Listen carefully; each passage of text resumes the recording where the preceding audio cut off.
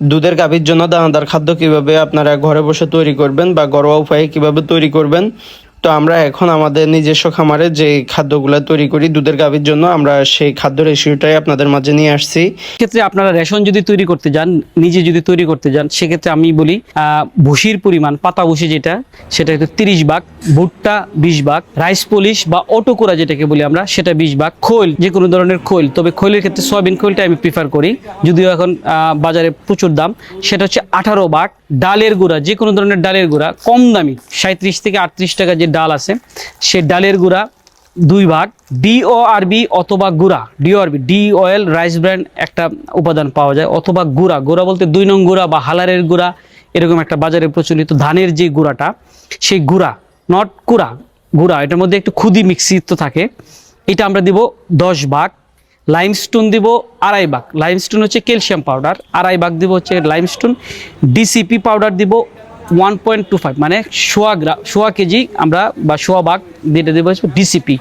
এবং DB vitamin 150 থেকে 200 গ্রাম DB vitamin দেব। আর বাকি যে পোর্শনটা থাকবে সে পোর্শনটা লবণ দেব, খাবার লবণ। খাবার লবণটা কিন্তু গরুর জন্য কখনোই এসেনশিয়াল কোনো জিনিস না, যদিও আমরা অনেক জায়গায় অনেক খামারে এই লবণের পিছনে আমরা অনেক টাকা ব্যয় করি। এটা শুধু গরুর অভ্যাসগত কারণে, আপনি অভ্যাস করিয়ে ফেলছেন বিধায় আপনাকে লবণ ইউজ করতে হয়, আদারওয়াইজ লবণ খুব বেশি এসেনশিয়াল অ্যামাউন্ট নয়। তাহলে আমরা একটি গাভীকে সাধারণত কতটুকু রেশন বা গুঁড়া অফার করব, এটার হচ্ছে টোটালটাই তার মিল্কিং প্রোডাকশন কতটুকু, সেই মিল্কিং প্রোডাকশনের উপরে ডিপেন্ড করে।